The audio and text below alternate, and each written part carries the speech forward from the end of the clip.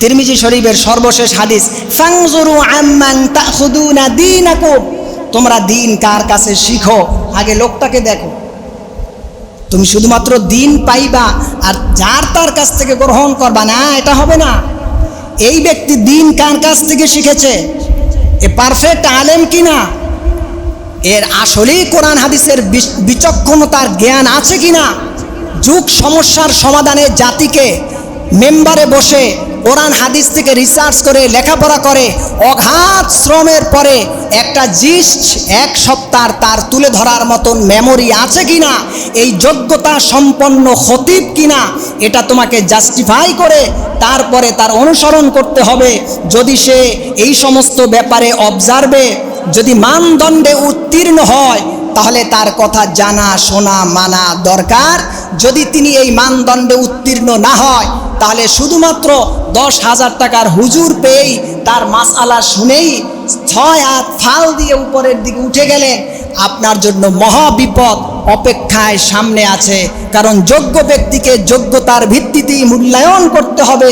করতে হলে ওই যোগ্য ব্যক্তির যোগ্যতা আছে কিনা এটাও আপনাকে আগেই এনশিওর করতে হবে, ঠিক কিনা বলেন? এজন্য যোগ্যতা লাগবে। খতিব শুধুমাত্র হলেই হবে না, আমিও যদি যোগ্যতার ভিত্তিতে মানদণ্ডে উত্তীর্ণ না হই, আমিও ক্যান্সেল।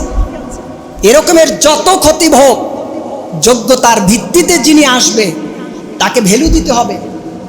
যোগ্যতার ভিত্তিতে উনি নাই, কোরআন হাদিস রেফারেন্স ভিত্তিক সত্য এবং সঠিক সমাজ সমস্যার সমাধানে কথা বলতে পারেন না, এতে শুধুমাত্র মিষ্টি মিষ্টি কথা বললে তো সমাজ সংস্কার হবে না।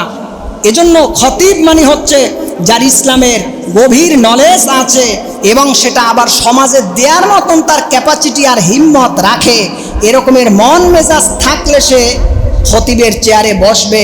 নচেত আমার মতন অধমও যদি এই যোগ্যতা না রাখে, আমি চেয়ারে বসে আপনার সামনে লেকচার দেওয়ার এই অথরিটি আল্লাহ আমাকে দেন নাই, ঠিক কিনা বলে?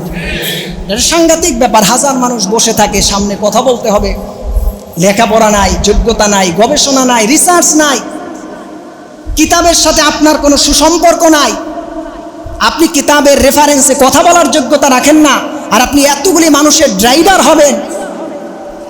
সবার আগে ওই খতিবকেই জাহান্নামের চৌরাস্তায় হারিয়ে যেতে হবে, ঠিক কিনা বলেন?